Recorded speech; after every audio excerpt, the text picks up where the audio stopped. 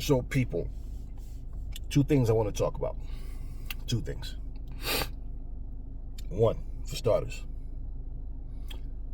I saw a couple of videos. Tim Bradley's calling out the Haney's. He's talking real tough. It's about how his hands still go and all this shit.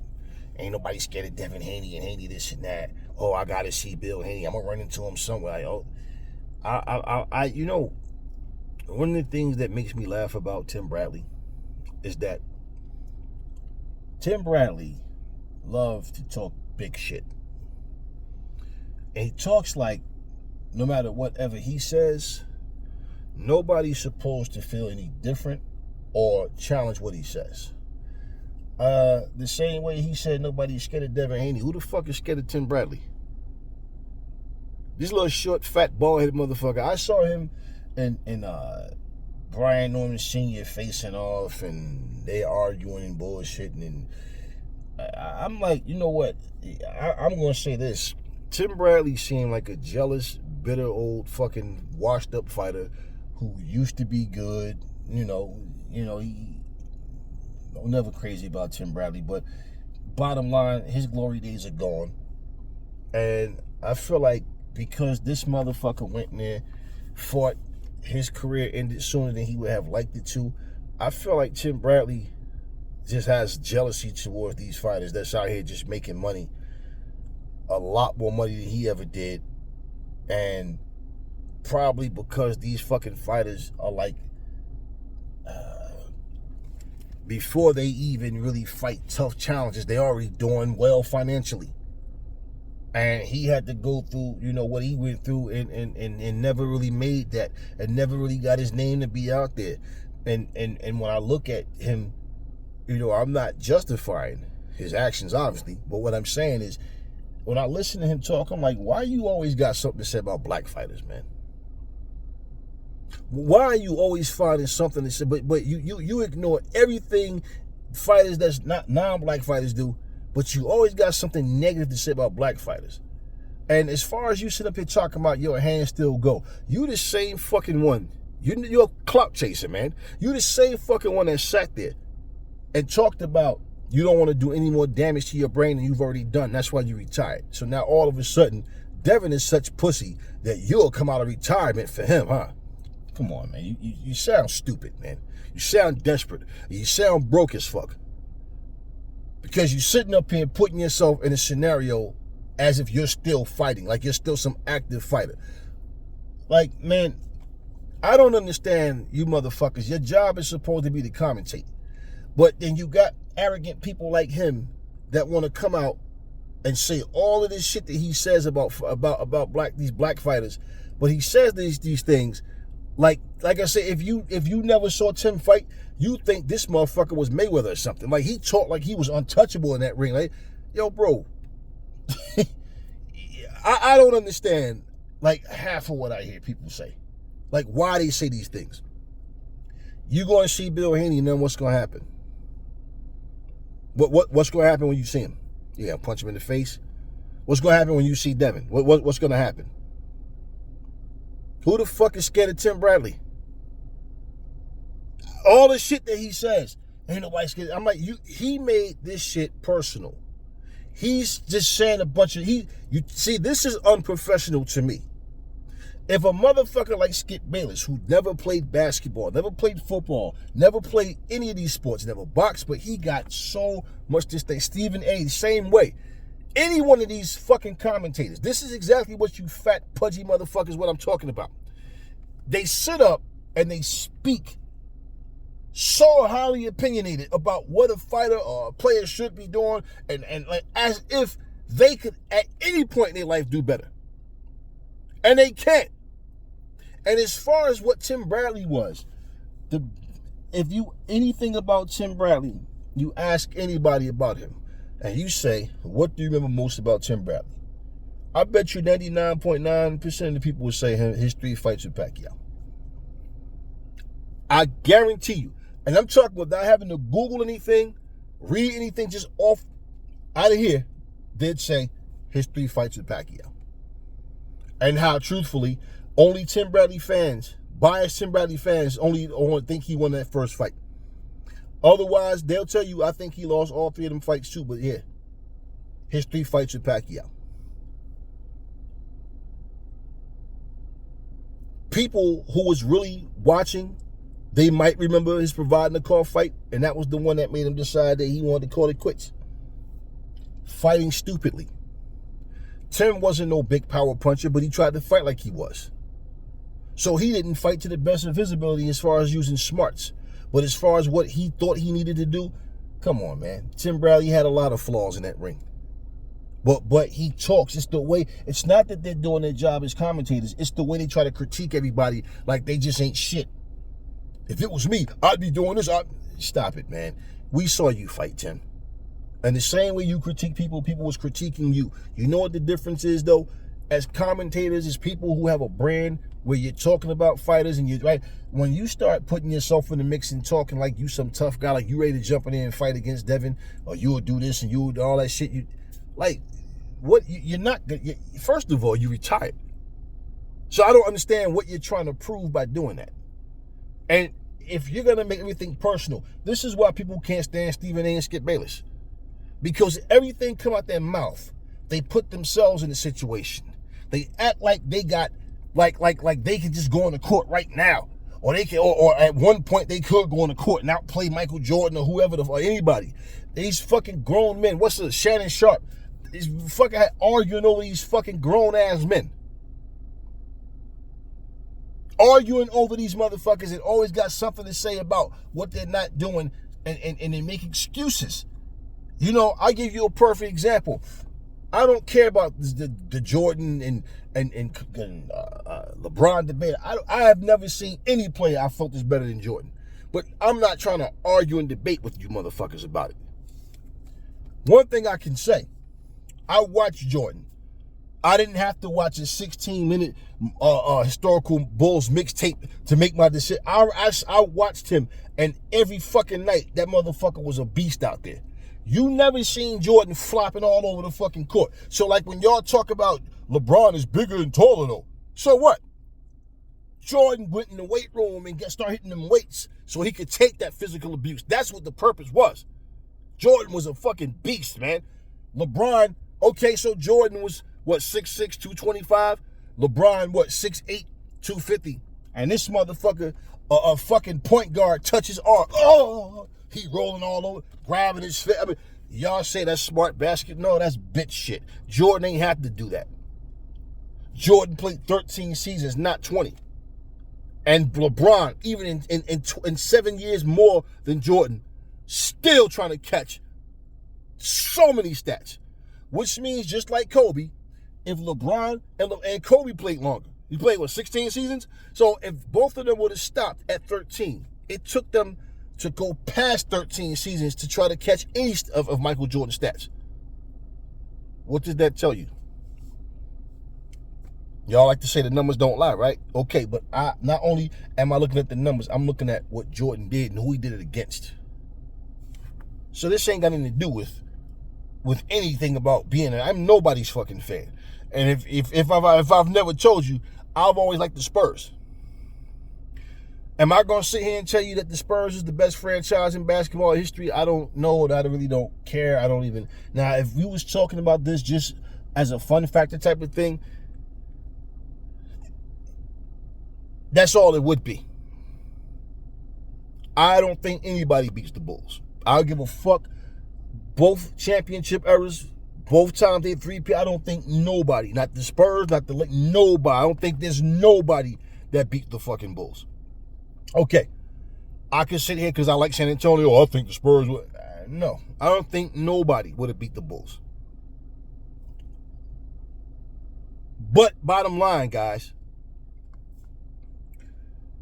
I don't need to try to tear down or critique somebody just to build somebody else up. Now, when I see people that have flaws, they have so many holes in their game, but yet you're building them up because you like them, and we're pointing out the mistakes that fighters make. We're pointing out the things that they do wrong, things that they get away with because they're fighting low-level competition. When they step up, those flaws will be exploited and exposed. And then it happens. And instead of ignorant people just saying, you know what, you was right, because that's exactly what happened. Well, what about such and such? This ain't about such and such. You trying to tear another fighter down isn't building up the fighter or making any case for the one that you're defending. Because when those things happen, it's like, example, right? It's like I'm talking to a guy. This is like probably, I don't know, 6-7 years ago. And he was talking about playing basketball, right? Like really playing basketball. And I told him, I said, man, you got to keep things in mind. I said, well, how tall are you? He said he's 5'11". I said, okay, so you like Allen Iverson height. I said, out here in street ball, right? A lot of guys that come out here might be your height, a little bit taller, some shorter. Bro, you play college ball, you play the NBA, or whatever. It's like, man, you're going to be out there with guys 7 feet. You ain't going to be in the paint, playing the way you playing now. That shit, so if you really want to play, like you really want to play ball, like, because that's what he was saying, I want to go to college and play ball. And then, you know, my dream is to go to the NBA. I said, all right, well, you need to really start to, like, you need to do it. I said, because out here in the street, I said, if you was in the NBA, you'd be a point guard. If you was in college playing basketball, you'd be a point guard. You're only 5'11". You wouldn't be in the paint like you're doing now. You wouldn't be hanging around that. You'd be, you understand what I'm saying? I said, it's a different style. I said, so don't get so used to this street ball to where what you doing out here. I'm not telling you to lose confidence. I'm telling you to be realistic with yourself, though. And he can hoop. He got skills. But to go and play regulated ball, where you're really playing ball for real with the rules and referees and everything, you're going to need to really be on top of your game. Okay, so it's like 6-7 years ago. I see this same guy probably 2 years later or something like that. And, you know, it was the first time I saw him since that conversation. And we talking and everything, this, that, and then he's like, yeah, man, I'm over here working at such and such, this, that, and everything. And so I said, what's up with Ball? You know, Ball no more? Nah, man. Now, you know what he told me? He said that he actually went to one of the colleges, and it was like one of these places where they have, it's not like it's kind of like a YMCA type of function where they have like sections for like kids and they do certain things. And then like when the guys come in and play ball, when they come in, whenever they come on their own, that's when, you know, they allow like the street ballers to come in, and they're like, you know, how they starting 5 against whatever street ballers and shit like that. Sometimes, you know, but bottom line, and he said that he realized that it's a lot tougher than he thought. He said, man, I really got used to this street ball. I got that shit in my head, man. It was different, man. It's like, I told him, I said, so you gave up? Yeah. All right, well, hey, listen, so whatever the next chapter in your life is, you got to find something to stick to it. Yeah, you're right.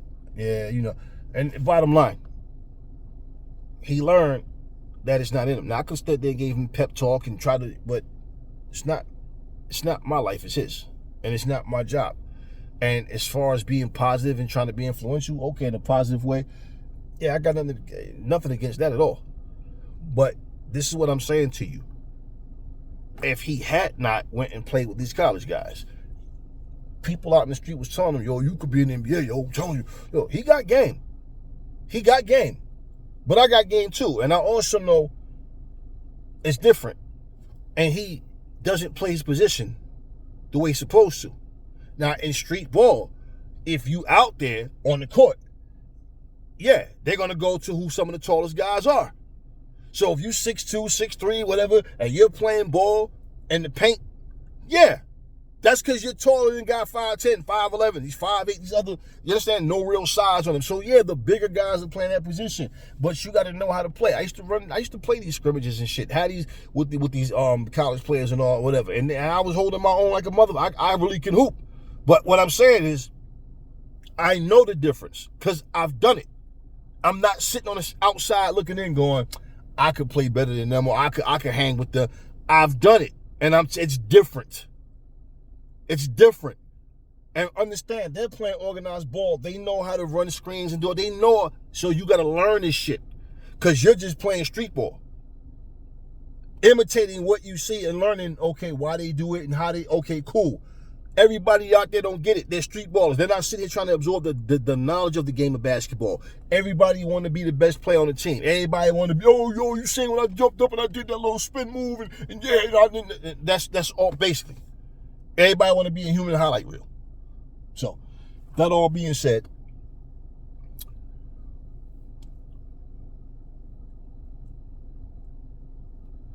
there's just too much of people getting involved in a very unprofessional way. They have no problem expressing who they can't stand, who they don't like, yet they go sit behind a desk and call someone's fight. They make things personal. It's very unprofessional, man. We are just in an era where people think shit talking is just shit talking. You got pastors telling this church, close the doors, close the doors. We got to raise $40,000. It's expensive to be in the Lord's house. Yeah, every generation has a different fucking view, don't they? Everybody want to shit talk. Everybody want to jump. I mean, you got Kirk Franklin sitting out here at fucking award show, shaking his ass and dancing and all. Everybody's just doing whatever the fuck they want to do now.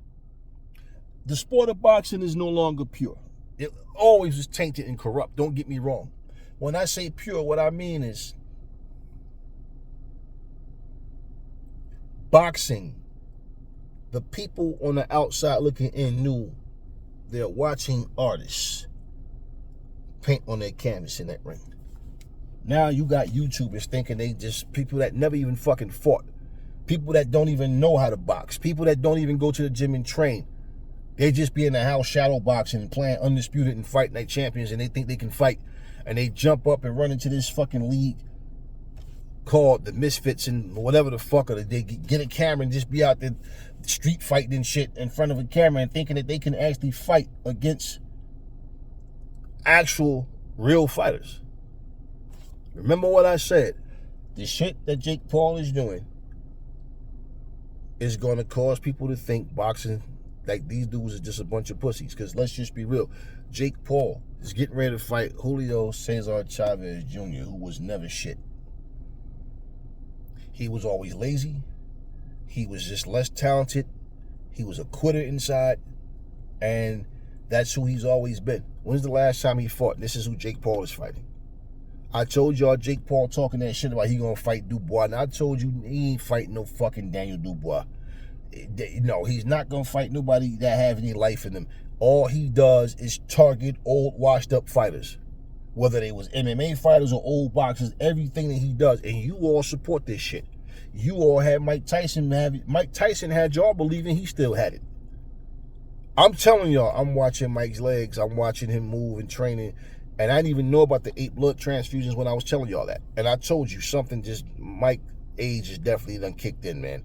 See, y'all see these little quick clips where they show him hitting the bag. He look ferocious. I'm like, yeah, his style, he will always look like that. But I'm watching him and I'm like, nah, Mike is not the same.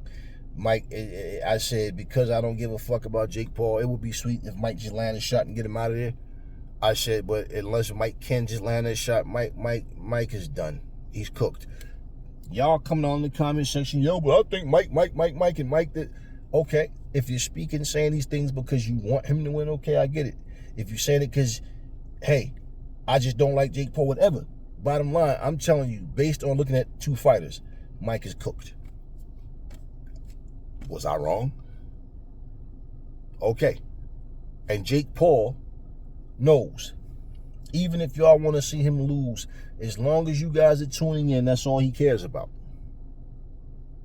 And he's getting ready to fight Julio Cesar Chavez Jr. You know, when you go through a fighter's list of opponents and you look at who they fought, and the excuse is, yeah, but you understand, he ain't been fighting it. Like, no, bitch, who you think you talking to? Some little young boy off the street? Nigga, I know what the fuck is going on.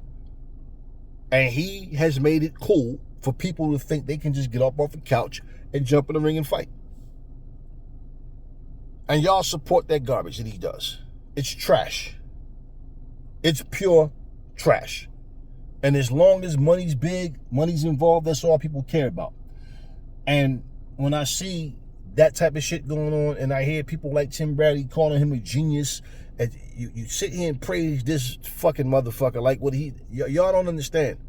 And see, your support, you're praising him because of the amount of money he's making. And this is also why I'm saying, how the fuck can Tim Bradley sit up here and not see the things I see with this whole Jake Paul situation? This shit ain't healthy for boxing. It's good for his pockets. Y'all talking about it brings eyes to the sport. Not the right kind of eyes and not the right way. They're there to support Jake Paul. So even if you put some real fighters on a card with him and they see them too, okay, cool. These people are casuals. They do not care. This is a different day and time. This is not the Ray Leonard Hagler shit, Duran Hearns. This is not Ali and Frazier. This is not Holyfield and Tyson. This is not that anymore. This isn't the Roy Jones. This is a completely, boxing is done. This isn't Mayweather-Pacquiao era. This is a whole different fucking form. This is a whole different day and time. People don't appreciate shit. They just want more, more, more. And when they get something good, they can't be satisfied with that either. But they embrace what's wrong with it. And they see what's wrong with it as fuel. They see what's wrong with it as it's good for the sport. It's not. And when I listen to this dude, Tim Bradley, man, I listen to all these, it's like, you guys can't be so personal and be commentators, man. That shit is bullshit. And even the fact that you sit up here and you do these interviews and you it's like you just can't wait to talk some negative shit. These hands still go. Man, who the fuck cares about a Tim Bradley? I mean, it really just, it's one of these things. But yeah, like I said, he'll sit there and say some dumb shit, talk about how Teofimo is too good for Jerron Boots Ennis. He finds ways to always, he tried it to this day.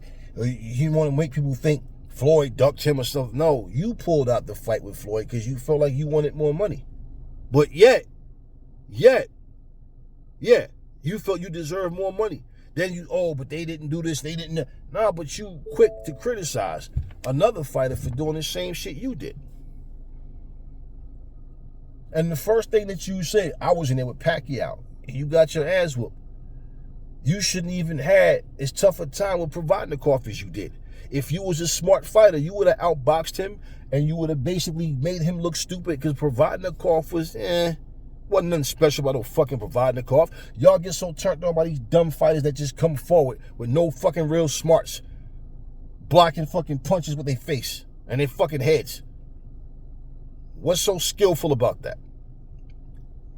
But you know, when I saw this, I'm just like, wow, this dude, man. Once again, Tim Bradley with all the tough talk. Tim Bradley with all the, got all the answers for everybody.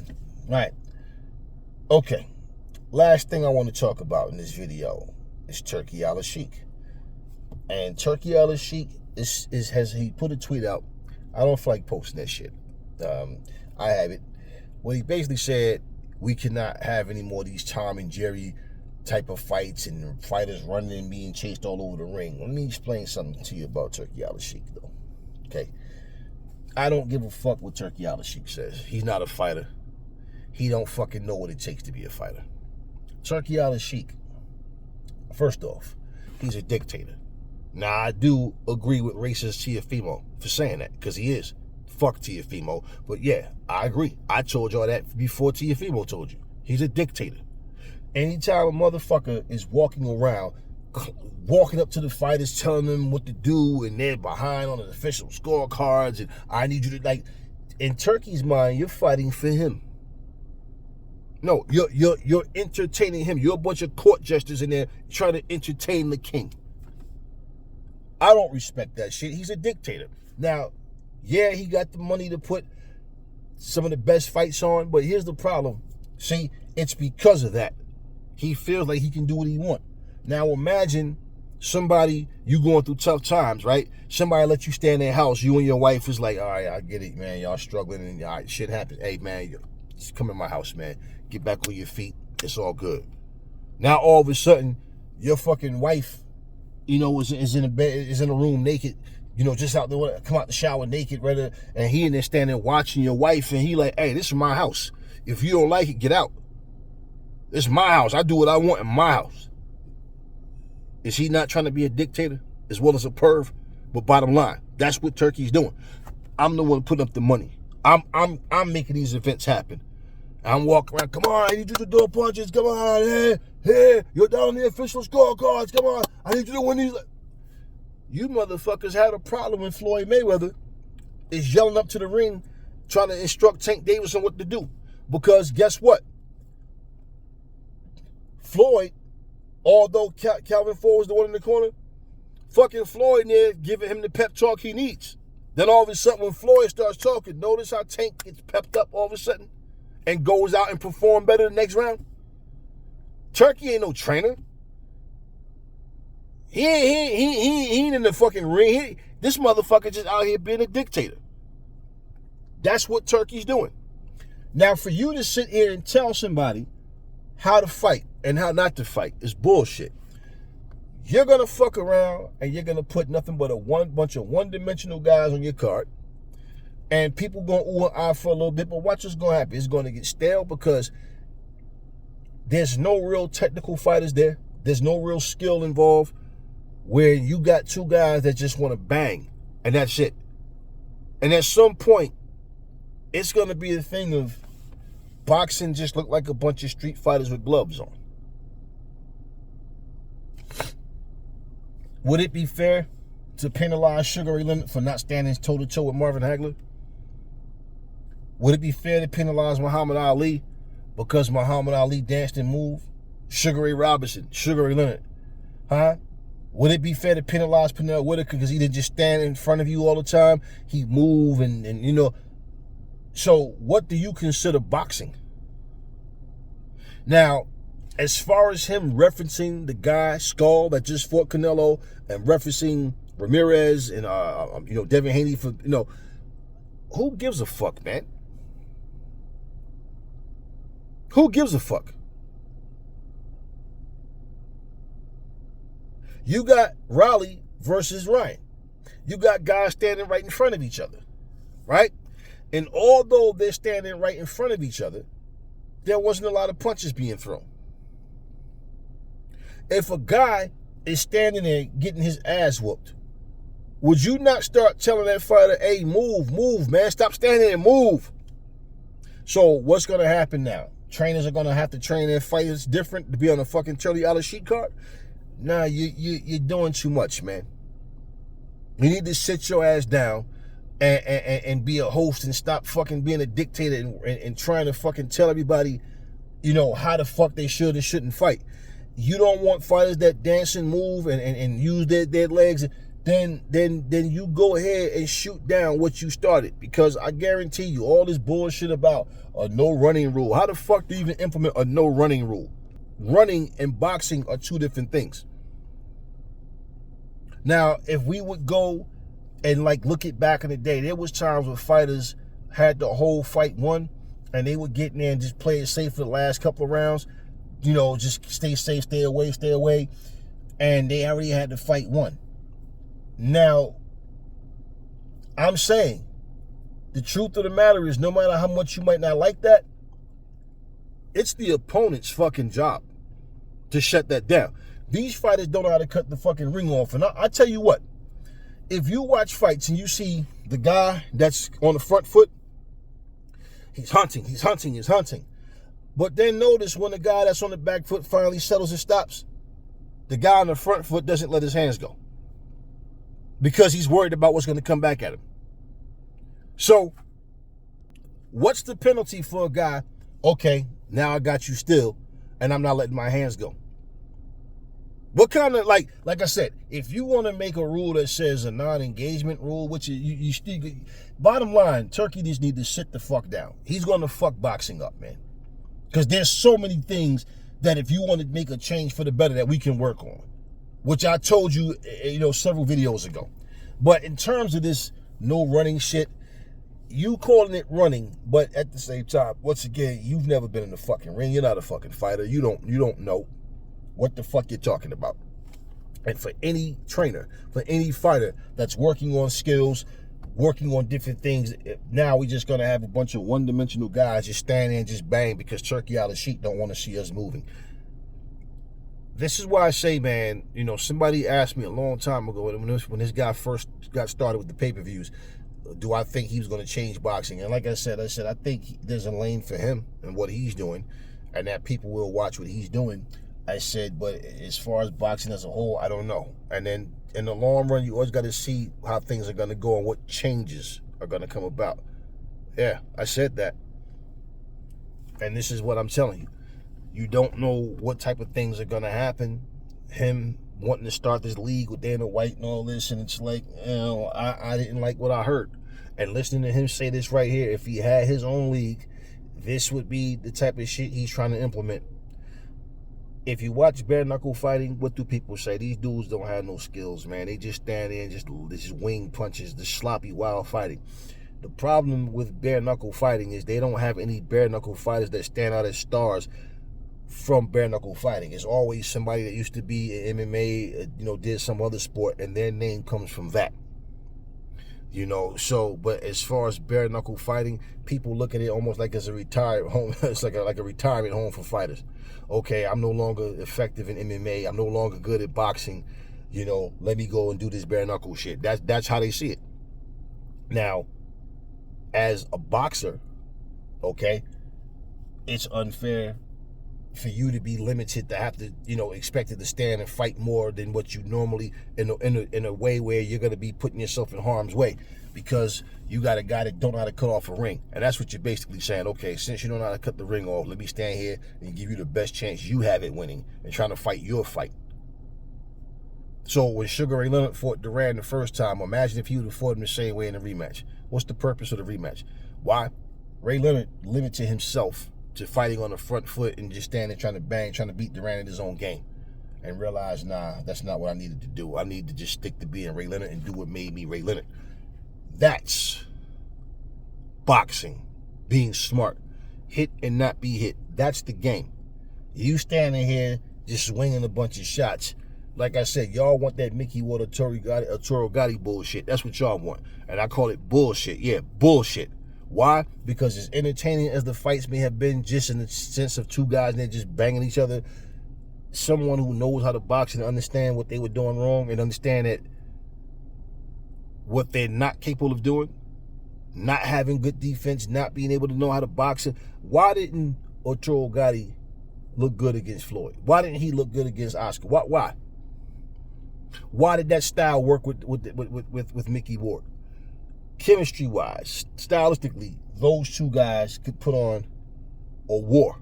Y'all see blood, y'all see punches landing, you see guys get knocked down, get back up, and what a great fight!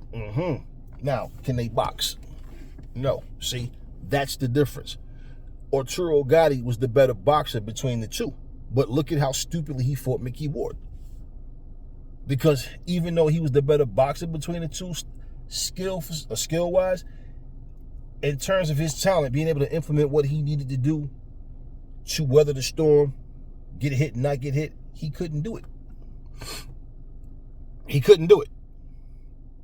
But when you see this great fight, okay, cool, against each other, that's what you guys want to see. So that's what you want to see every time you watch a Turki Alalshikh card. It's just two guys standing and just throw punches until somebody fall. Fabio Wardley and Frazier Clark, they had a hell of a fight.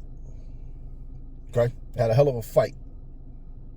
And I remember somebody saying anytime these two get together, it's going to be a fireworks. It's going to be... What happened in the rematch? Now, it can happen to P. It can happen. But what I'm saying, look at what happened in the rematch. First round. Out of there. Now, think about any fucking fighter that has the ability to box on the front or the back and the back foot. Long range, mid range, short range, right? Everything. But now he just wants to stand and bang. Because this is going to make Turki happy. How do you tell trainers you're training your fighters wrong? Because your fighter, he runs and moves. I don't like that. Fuck you, man. We're going to train my fighter different because of you. Fuck you. And see, he think because that's going to make people change what they're doing. Yeah, but look, he said Terrence Crawford is his favorite. I don't give a fuck what he said. Maybe this is an indirect way of him wanting Terrence Crawford to not use his legs against Canelo and just stand there and bang.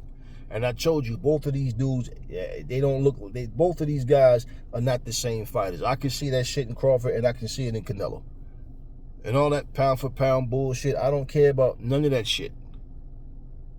Once he gets in that ring and they fight, and this 37-year-old, it'll be 38 in September. This same dude that you see fighting against Canelo, who will be 35, when you see that this fight isn't what you thought it was going to be, it's not the fight you thought you was going to see, and then y'all going to sit back and go, damn, you was right. Again, neither one of these dudes is the same. Now, the possibility of the fight, of them fighting more because they can't move as much as they used to, Canelo never, like Canelo, he was on the back foot against Golovkin in the first fight, but Canelo has adopted that walk you down style, and for Crawford, who uses his legs a lot, for him, he can't move the way that dude William Skull was moving. Crawford can't do that shit. He can't do that shit. Okay? And you got to understand, too, that dude William Skull, you can see his size, man. Like, he was naturally a bigger guy than Canelo. And he was on the back foot the whole night. Crawford don't have that type of power, first of all, where Canelo got to really, be old shit. If this guy, it's different when a guy can box and move versus a guy that can box and give you some movement, but basically he's not nullifying you closing the distance. I saw several times in that fight against William Skull where Canelo would have Skull, like Skull will stop moving, and then Canelo will stand there and posture up.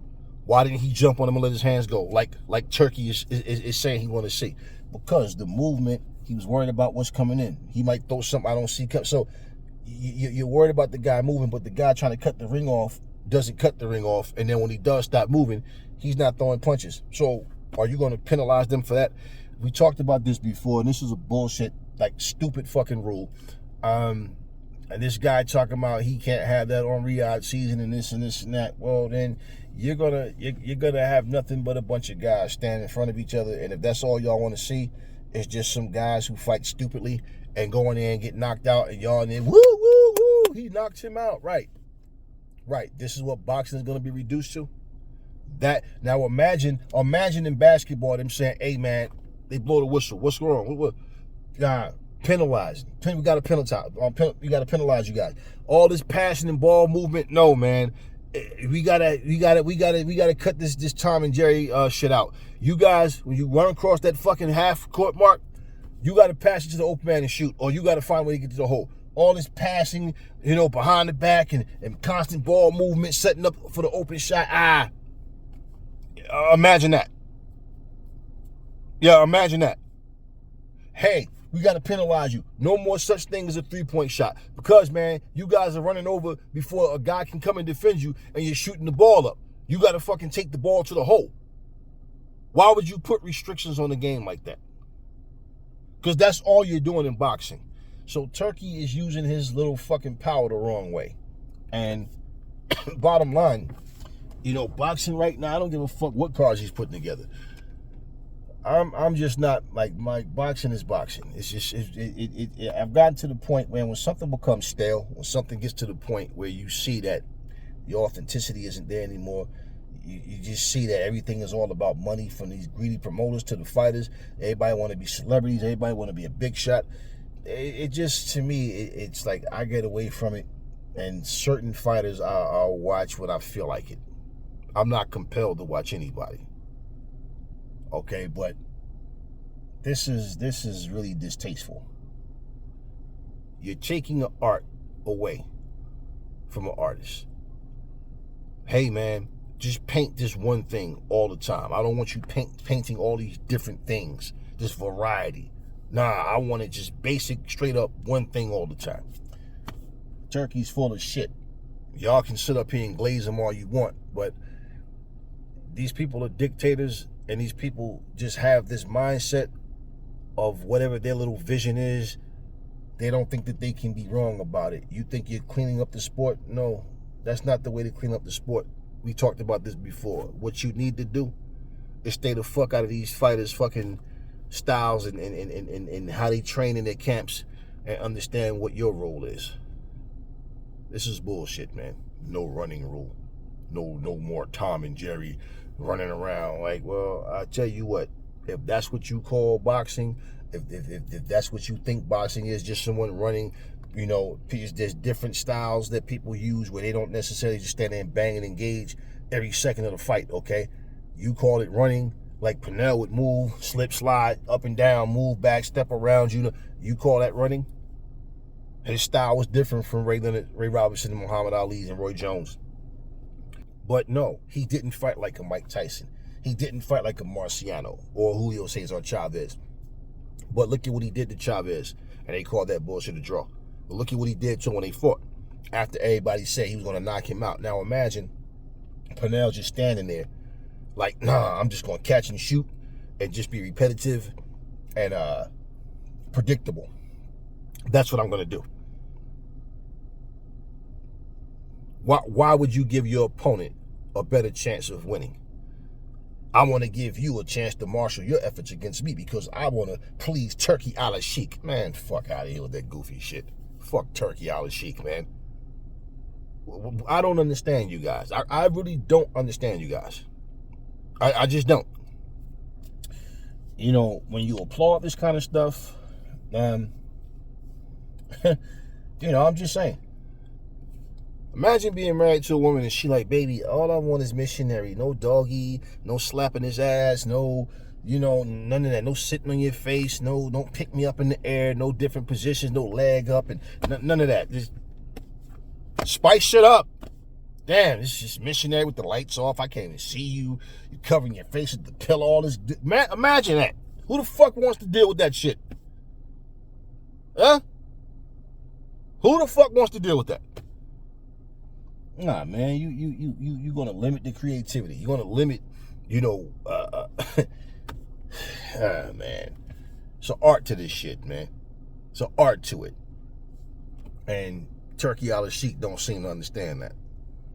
Maybe he need to loosen that goddamn turban up on his head, man, and let his fucking head, you know, stop squeezing his brain so he can think better. Because every time I hear people talk about this, it's just like I just shake my head like, well, okay. And what is this supposed to do? Like, what is this supposed to do, man? Hey, let's give the baseball players a skinnier bat, man. Just make it harder, you know, for them to hit the ball. Like everything is one-sided, and it's so unprofessional. And all the years that people have been boxing and winning titles and all that, here's a guy never fought in his fucking life is going to come up with a stupid bullshit rule, and this is supposed to do what? Come on, man. Come on, bro. And that was always what I loved. It didn't make a difference what you did. My job is to nullify and stop you and shut you down. But I love when the motherfucker fought with his ego on the side. He want to stand in front of me. Okay, cool. Because when he wake the fuck up, trying to figure out what the fuck happened and realize how come I only see, hey, I can't see nothing over here. I'm blind. No, your eye just got swole shut. That's all. Yeah. Yeah, it's not my job to worry about what you're doing. My job is to stop what you're doing. It's my job to shut down what you're doing. So if I have to cut the ring off, that's what I have to do. I have to cut the ring off. So like I said, once I get you to stand still, now I'm going to stand up there and posture and pull and pose. No. If I'm doing all this running to cut you off, remember how Dillian White was doing that shit with Tyson Fury? Running, pulling his knees up while I get in front of him, and then once Tyson Fury stopped, Dylan wasn't even throwing shit. So what the fuck are you doing all this running and getting in front of me for if you're not gonna throw nothing? Because they worried about what's coming back. So what are you actually penalizing? What are you changing for the better? This is garbage. But anyway, that's all I wanted to talk about in this two videos. Tim Bradley and Turki Alalshikh. And yeah, man, this is bullshit, man. These fucking commentators, you know, you guys work. Like, you know, you won't say nothing bad about T.O. You won't say nothing bad about the fighters that work for the network that you work for and all that kind of shit, right? But you talk all this other shit. Somebody need to let you motherfuckers know, man. Like, look, don't be so critical of people, man. It's a bad look for you to be a commentator, and then you're saying these things that you're saying. It's just stirring up the wrong things. And, you know, you're saying things that, you know, T.O. said. Remember when T.O. said, if ESPN want to keep these black fights, they can have them and all that? Remember? Yeah. Okay. Tiafimo and his people done said several times, man. And so is Ryan Garcia. That fucking Tim Bradley's a terrible fucking commentator. He doesn't know what the fuck he be talking about. Where's his firepower back at them? Why is he not saying nothing to them? Why he don't say nothing about them? Come on, man. We already know the answer, man. We already know the answer. And it's like I said, once a buck dancer, always a buck dancer. And that's what the fuck he is, man. He need to sit his little bald-headed ass down and stop fucking talking like somebody's scared of him and shit. They do all this talking knowing he's not going to swing a punch.